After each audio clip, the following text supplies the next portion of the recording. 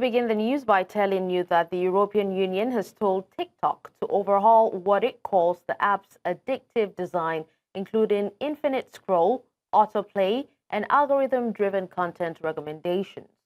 Now, Brussels says the features harm users' mental health, especially children, and breach the EU's Digital Services Act. Now, the Commission is demanding screen time breaks and changes to TikTok's recommender system, warning that the company could face fines of up to 6% of global revenue if it fails to comply. Now, TikTok has rejected the findings, calling them categorically false, and says it will challenge the decision. This marks the first global legal standard on addictive social media design and could set a precedent for probes into Meta's Facebook and Instagram. Features can harm users, and they did not implement effective measures to mitigate such risks. TikTok now has the right to defend themselves. If they don't do this properly, the Commission may decide to issue a non-compliance decision leading to 6% of the company's global annual turnover as fines. Thank you. Away from that, a senior U.S. official says the New START nuclear treaty with Russia was flawed as the last major arms control pact between the two countries officially expires. U.S. Under Secretary of State Thomas DiNanno said the treaty failed to cover all nuclear weapons and did not include China, adding President Donald Trump wants a new, stronger agreement. The expiry removes limits on how many strategic nuclear warheads Washington and Moscow can deploy, raising fears of a new global arms race. Now, China has ruled out joining talks at this stage, despite warnings that the collapse of New START, that's START, could accelerate nuclear expansion worldwide. The U.S. and Russia together control over 80% of the world's nuclear weapons.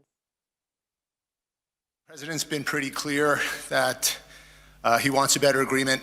As we all know, New START expired yesterday. The President clarified again last night that he wants a new treaty. And look, in a nutshell, New START was flawed.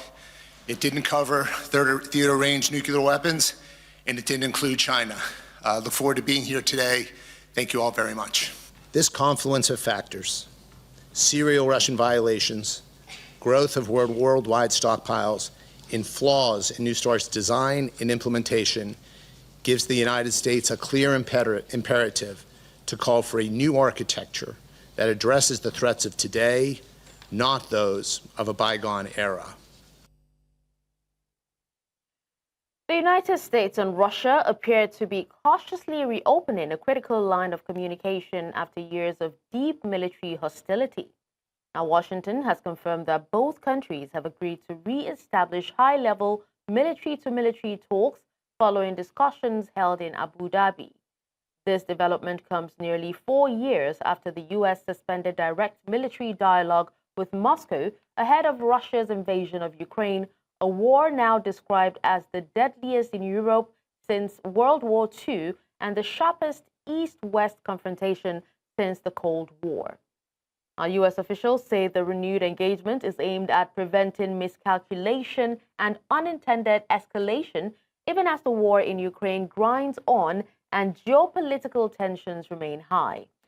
So, is this a pragmatic step towards stability or the first sign of a broader reset in U.S.-Russia relations? Now, let's unpack the implications. I am joined by Yemi Fajemisin, a geopolitical analyst. Thank you so much, Yemi, for joining us at this time.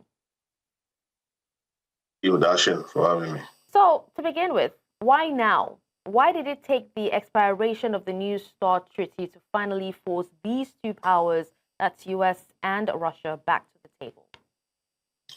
Well, I think we need to recognize the implication of the non-treaty thing. So the implication of that will mean there will be no limit as to how many stockpile of nuclear warheads both Russia and the US can keep. And I think if we go back to the first arms race back then, many of us were not born then. So we know that by then, there were about 17,000 nuclear warheads circulating around. 40,000, and it did. Both Russia, the US then, they conducted almost 17,000 nuclear tests, leading to contamination of water. People were actually very sick then as well. So today, we have about 4,000 nuclear warheads. So that's a drastic reduction for about 30 to 40,000 to about 4,000 we have now. So it's essential for these treaties to stay in place, because we know that's going to make the world a dangerous place when we have this, when we're heading to another 2.0 arms race, as we can call it. So when we have different warheads, nations stockpiling all these things, it makes the world a dangerous place, because we need to look at it in the context of miscalculation. Accidents does happen. These things can even fall into wrong hands. So without this treaty in place, what the treaty does basically is to try to limit as to how many stockpiles of nuclear warheads and countries can have, other than just make it limitless. Making it limitless, not having any treaty, will make it far more dangerous. So in this context, it makes more sense for these talks to resume. And we also know these talks takes years. Negotiations like this doesn't happen overnight. But the fact that I think there's a will on both sides to resume these talks, to resume the treaty, is a good thing. Okay. So, but what does this say, about shifting global power, that Abu Dhabi, which is not an European capital, is the one hosting these high-stakes talks? Yeah, that's a good one, because we know some Middle East countries sometimes likes to be like a mediator, diplomatic mediator to affairs around the world. I'll give you an example of Qatar. Qatar is a small country, wealthy country, but because they're small, they like to position themselves around the world as a diplomatic mediator between hostile countries. An example will be the facilitation of peace negotiations between Hamas and Israel during the Palestinian war. So it's not uncommon to see countries like UAE, Abu Dhabi, to put themselves forward as a neutral ground for all these talks to happen. Politically as well, I suspect Russia wouldn't want to hold all these talks in Europe because of what is going on in the Ukraine war. So they'll prefer somewhere more neutral. And Abu Dhabi, in this case, they position themselves as a neutral ground where all these things can happen. A very common one that does happen all the time is Qatar, that holds peace negotiations between hostile countries. So it's pretty not uncommon for Abu Dhabi to put themselves forward for this kind of peace talks or negotiations. All right. Some would actually say this is probably just, a safety line to prevent, a nuclear accident, which you have actually suggested, and others would actually say that we're seeing the early blueprints for a ceasefire in Ukraine. Do you think that we're seeing an early blueprint for a ceasefire? Are we expecting a ceasefire soon in Ukraine?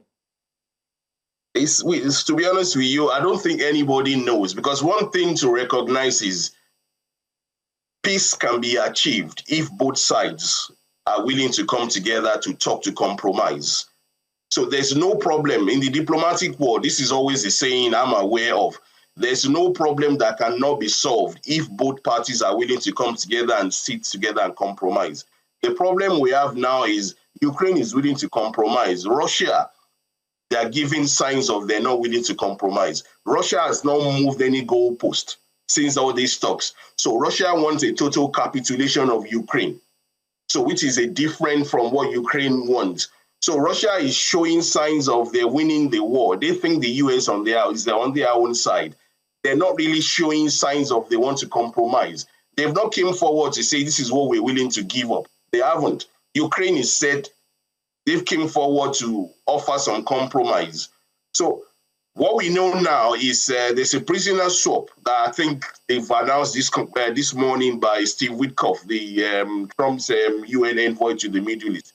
We know that looks like some goodwill gesture may be happening. But in terms of ending the war, only time will tell. We still don't know what the security guarantee is going to look like, which is what Ukraine is actually very particular about as well. So there's a lot of things that needs to be fleshed out that we don't actually know yet. And the reason why everything seems vague now is because on the Russian side, they're not willing to compromise. They're just refusing. They want the total capitulation of Ukraine, which Ukraine is not not happy with. So we can only, time will tell. Okay. So now, with Washington and Moscow talking directly again, Yemi, is there a real risk that Kyiv is being sidelined in its own war? In the context of the the nuclear star alliance, it's a good thing. Moscow and Washington, they're talking to each other. Both of them are big nuclear powers, and it's important to make sure we don't engage in this nuclear proliferation around the world, where countries have limitless authority also to stockpile nuclear weapons. So that's a good thing on that side. In the terms of the war in Ukraine, I don't think Europe will see themselves as being sidelined, because I think to an extent, Europe understands that America needs to play a big role when it comes to ending the war in Ukraine. As long as Europe wants to be involved when it comes to the issue of security guarantees. So I think there's a limit as to which Europe will definitely want to involve in security guarantees, because it's got to do with Europe as a continent. But in terms of the talk going, I don't think they will feel sidelined, because they recognize the Trump administration or the US, they're going to be playing a significant part in ending this war.